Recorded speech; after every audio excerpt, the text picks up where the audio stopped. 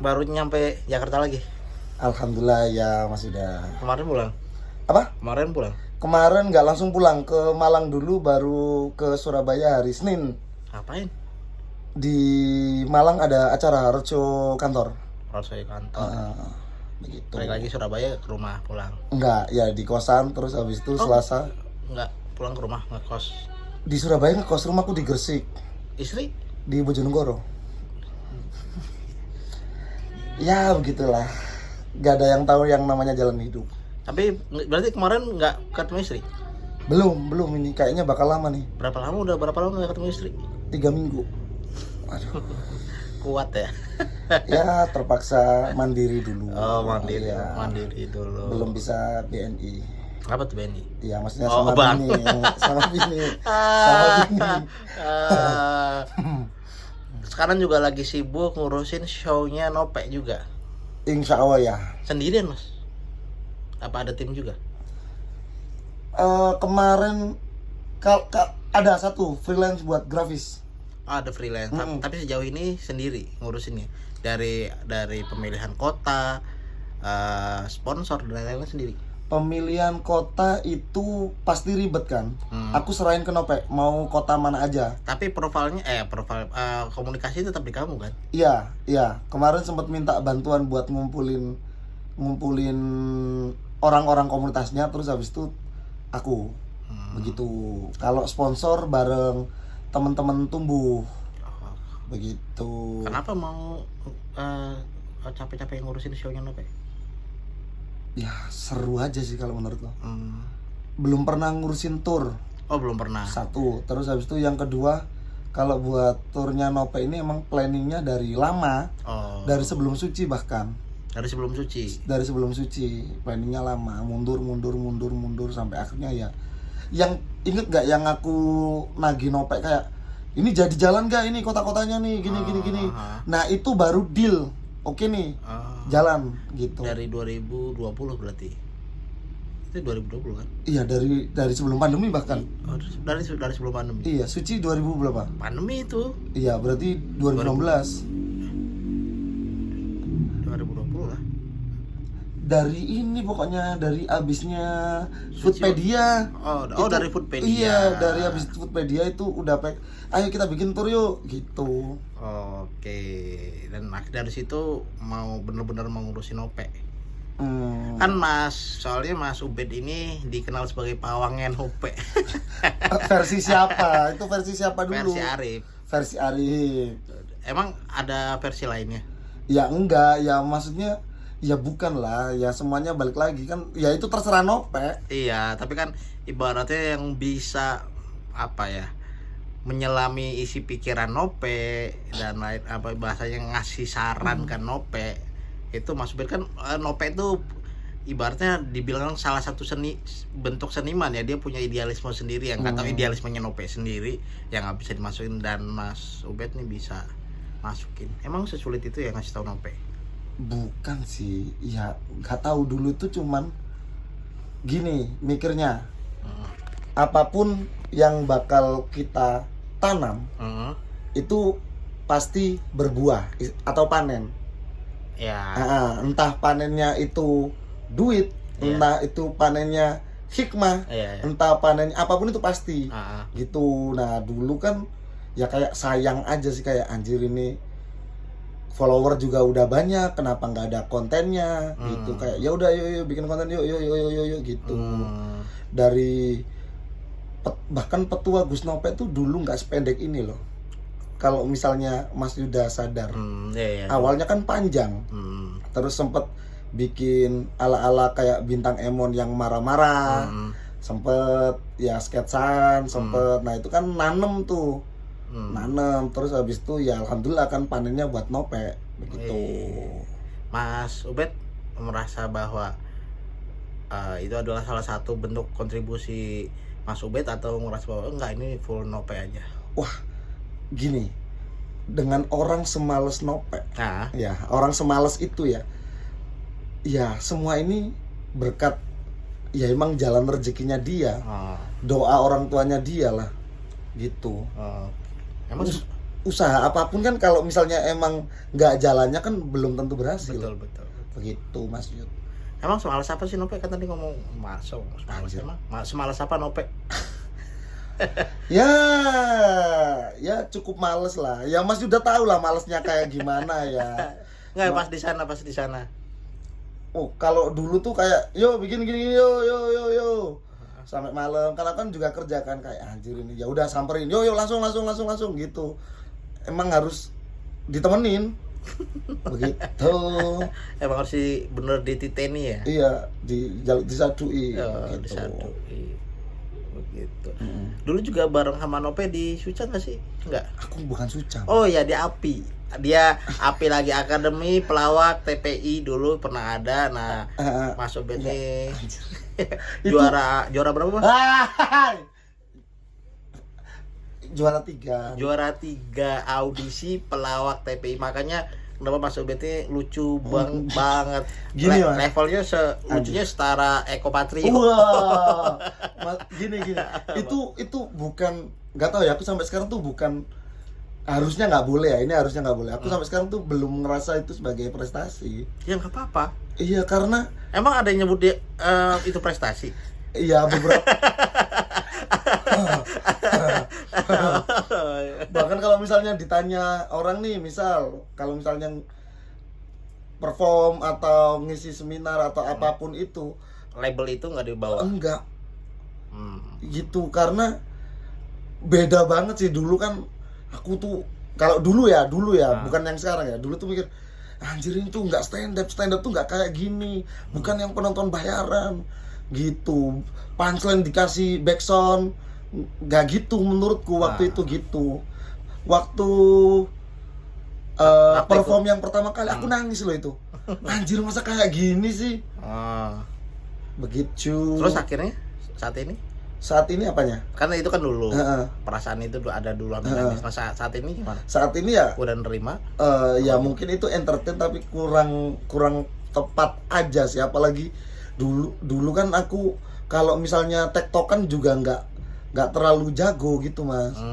Jadinya ya kalau misalnya disuruh ngelawak dulu terus habis itu tiba-tiba stand up, fail banget menurutku. Oke. Begitu. Itu berapa lama Mas API itu, Akademi Pelawak TPI itu? Berapa lama ya? Intinya awalnya tuh berapa episode, terus habis itu gara-gara ratingnya jelek dikurangin episodenya. Oh, dipercepat. Tapi hadiahnya nggak dikurangin. Hadiahnya langsung tak kasih ke orang tua semua. Dapat 15 juta dipotong pajak. 15 juta dipotong 15 juta. Pajak 15%. Lupa berapa persen waktu itu. 15 juta waktu itu, juara 3. Juara 3. OTC juara berapa sih? OTC juara 2 kalau nggak salah. Oke. 2. Kalau baik. Ente kenapa sepertinya resah banget sama OT? Enggak.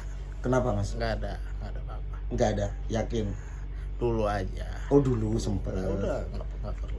Ya. Soalnya OT keren menurutku. Dengan dia berkecimpung di dunia vape, itu kan keren. Maksudnya enggak, hitungannya yang masuk pertama di dunia vape OT kali. Sebelum yang sekarang ini banyak banget kan. Begitu. Kalau ibaratnya sekarang komik-komik gede bikin liquid, OT duluan, malah udah punya liquid duluan. Begitu. Namanya apa? Ghost apa ya? Apa gitu. Lupa namanya. Ada pas abis dari API itu, ada efek nggak di job gitu, kerjaan? Stand up. Efeknya malah di rumah. Rumahnya? Rumahku. Oh, di rumah.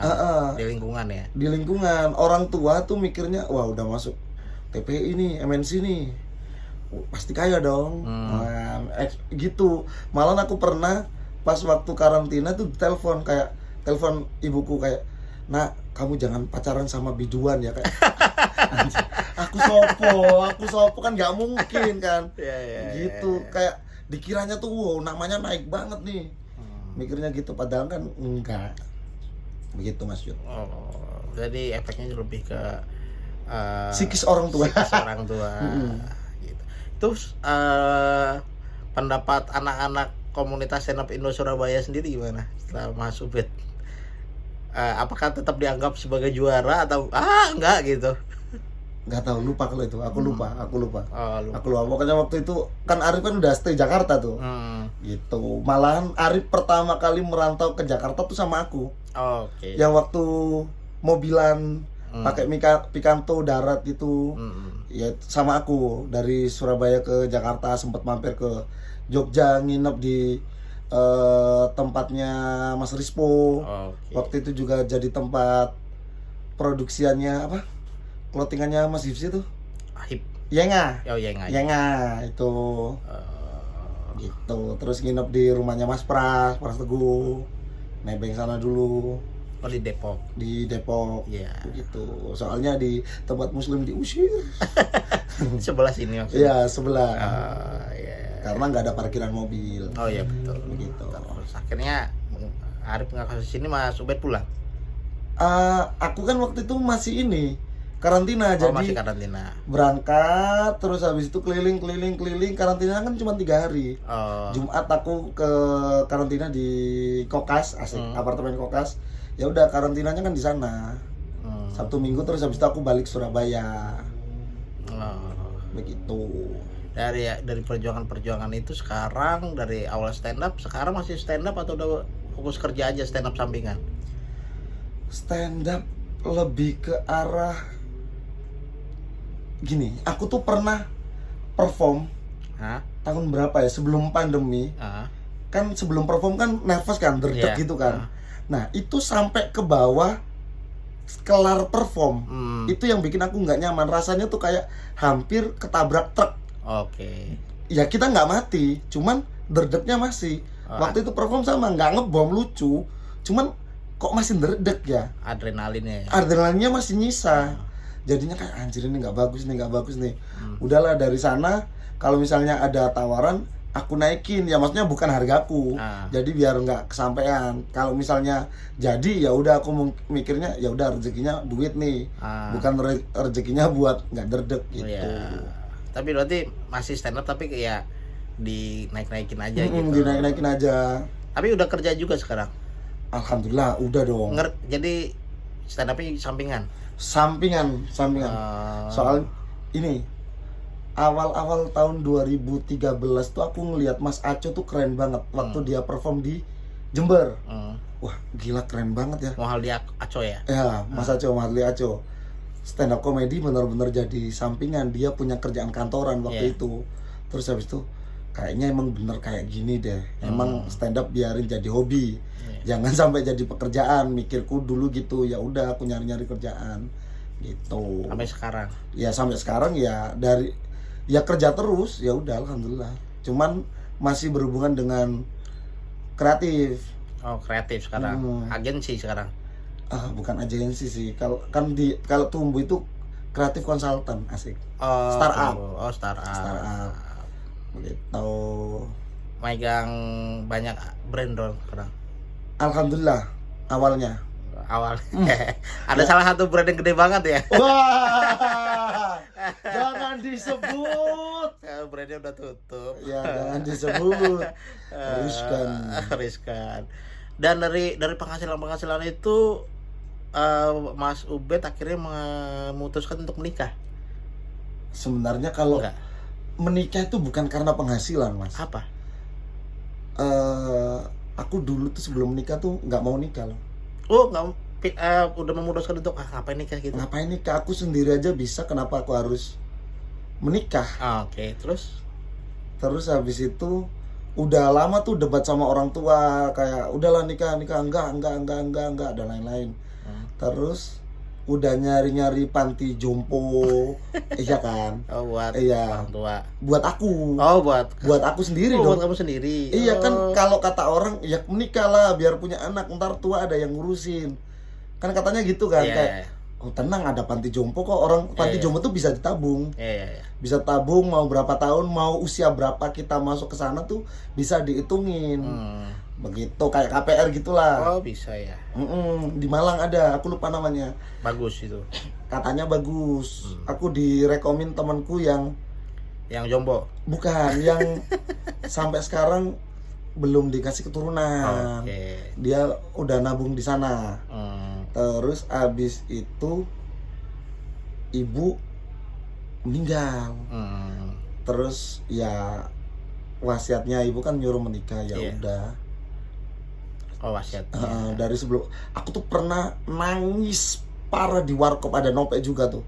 Gara-gara di telepon ibu Agustus. Gara-gara beliau tuh bilang kalau misalnya mumpung ibu masih ada, buruan menikah. Ya kan jangan bilang gitulah, itu kan sama aja kayak ngancem tuh. Ya udah, akhirnya dari situ ya udahlah aku nyari terus habis itu berapa lama tuh? Ya hitungannya cepet kan, dari Agustus, September, Oktober ibuku nggak ada. Terus habis itu masih lanjut Oktober, pas hari ke-40 aku kan ada nih nama yang aku deketin. Ada beberapa, tapi ini kebetulan yang pertama. Alhamdulillah. Soalnya di konten ya. Enggak, itu bercanda ya sayang, kalau misalnya kamu nonton. Ya. Terus abis itu orang keluarga semuanya apa namanya? Kayak ini sama ini ya, ini sama ini. Endingnya aku bilang ke bapakku, monggo Pak, di Istiqoroh siapapun yang Bapak rekomen itu yang bakal tak nikahin. Alhamdulillah yang keluar namanya ya dia ini. Terus habis itu pas hari ke-40 ibuku meninggal, itu aku kesana buat minta ke orang tuanya. Langsung ya? Langsung, habis minta, itu pertama kali ketemu orang tuanya tuh. Minta, terus habis itu ACC, terus Desember tunangan. 2 bulan setelahnya. Desember 2020. Aku nikah 2021 ya, 2020, Desember 2020. Habis itu ya udah, ternyata nyari-nyari tanggal nggak baik kalau misalnya sebelum 1000-nya orang tua. Ada itu gitu kan ya. Dihitung weton bla bla bla, ketemunya tanggal 5 Desember 2021. Jadi setahun nunggunya. Harus ada kayak gitu ya, 1000. Iya nggak tahu, aku ngikut aja. Aku kemarin kan mikirnya. Itu kata siapa? Kata orang Pak D. Ya wis lah manut. Aku mikirnya makin cepat nikah makin bagus, karena biar uang tabunganku nggak kepake banyak. Itu alasannya. Iya, kalau aku pengen lebih cepat lebih baik. Nggak ada alasan lain. Kalau misalnya nunggu 1 tahun kan artinya ada tambahan tabungan 1 tahun nih. Iya. Begitu, soalnya orang di rumah mintanya ada acara home away. Ngunduh mantu itu. Download ini atau inlo. Ya, download mantu. Begitu Mas Yu. Itu habis banyak tuh kalau ngunduh mantu gitu. Kan udah nikahan biasa terus ada ngunduh mantunya juga. 2 kali biayanya. Yang di istriku kan ada resepsi. Nah, itu full istri. Aku nyumbang beberapa lah. 2.000. Enggak gitu. Terus habis itu seserahan banyak Mas Yud. Soalnya tak banyakin di emas biar buat ya tabungan aja. Begitu. Terus yang di Gresik itu kayaknya 70-an deh. Wow. Itu hitungannya kecil kalau kata orang-orang desa. Sepupuku ada yang 100 lebih. Itu acara ngunduh mantunya tuh. Ya, sepupuku yang cewek, berarti artinya yang resepsi. Ya kalau resepsi ya memang, tapi kalau ngunduh mantu 70. Kan sama, ada kuade juga Mas. Tahu kuade kan? Tahu kan? Enggak. Anjir. Kuade itu yang kayak dibikinin panggung, kursi. Terus back wall, apalah istilah itu? Dekor. Ya, dekor. Gitu, iya dekor. Begitu Mas Yud. Itu nyampe 70 juta. Malam sebelum. Itu tujuannya balik modal lagi apa sih? Enggak, udah pasti enggak balik modal lah. Ente mau tak bacain siapa berapa gitu Bang. Sangat-sangat enggak balik modal. Sangat-sangat enggak balik modal. Soalnya aku enggak buka bubuan. Tahu bubuan enggak? Apa tuh? Jadi bubuan itu ngundang siapapun yang pengen datang monggo. Kalau misalnya mau bubu tapi ntar PR-nya balikin. Iya begitu. Kalau dia nikah kita balikin lagi. Gitu. Apalagi kalau orang desa kan bubunya kan bukan duit. Apa tuh? Beras. Gula, beras. hasil bumi. Ya kan hasil bumi kan. Iya, tapi gula sama beras aja. Oh, bukan enggak ubi gitu, enggak ubi. Enggak. Bawang merah. Enggak, ada yang ngasih kambing. Ada Ngasih kambing kayak anjir. Ada yang ngasih musang enggak? enggak. Ada yang ngasih kambing. Ya udah begitu Mas Yu. Tupai. Enggak ada hewan lain selain kambing. Kambing doang. Aku lagi mikir hewan apa lagi nih. Aduh, gitu Mas Yu. Dan sekarang udah berjalan Desember, pernikahan. Januari, Februari, Maret, April, Mei, Juni, Juli. Habis ini mau 8 bulan. Mau 8 bulan. Alhamdulillah. Lancar pernikahan. Iya, alhamdulillah lancar sih. Alhamdulillah. Belum ada perdebatan yang pelik, paling perdebatannya cuman perkara ketahuan ngerokok. Oh, nggak boleh ngerokok. Nggak boleh. Nggak boleh ngerokok. Iya, itu ketahuan di ngerokok. kontennya Arif tuh anjing tuh. Terus apa lagi? Terus Dipantau juga di YouTube-nya anak-anak. Sampean tahu Andi kan? Andi. Nur Prabowo. Iya, Andi. Itu juga terpantau. Apa dipantau? Terpantau, nggak tahu kenapa guru SMK ini tiba-tiba jadi FBI kan, nggak tahu. Oh, guru seni. Oh, guru seni. Gitu.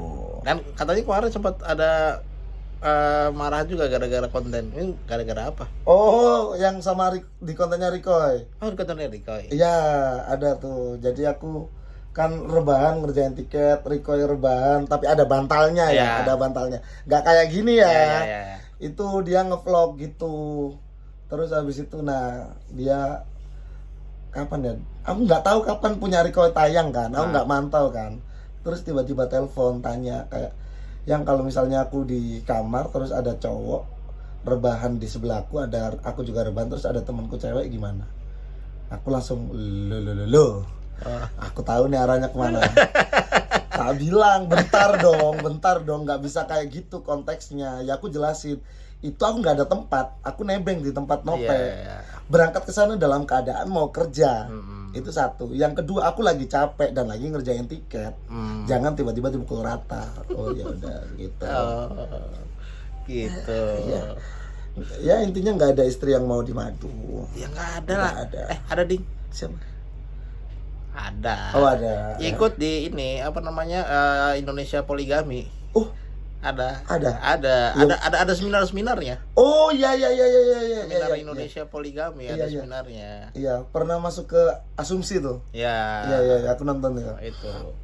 Ada orang-orang yang mau dipoligami mengorbankan perasaannya demi surga. Iya. Oke. Perasaan jangan dikomen. Oke. Iya, buat istrinya Ube tenang aja, walaupun kalau mau nanti ngecek Instagram saya straight kok.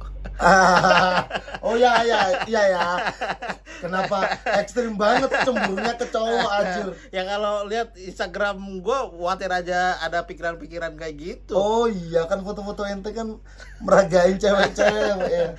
Enggak, Mas sudah beneran cowok ya. Saya straight. Ya. Tenang saya straight. Begitu. Thank you. Terakhir Mas.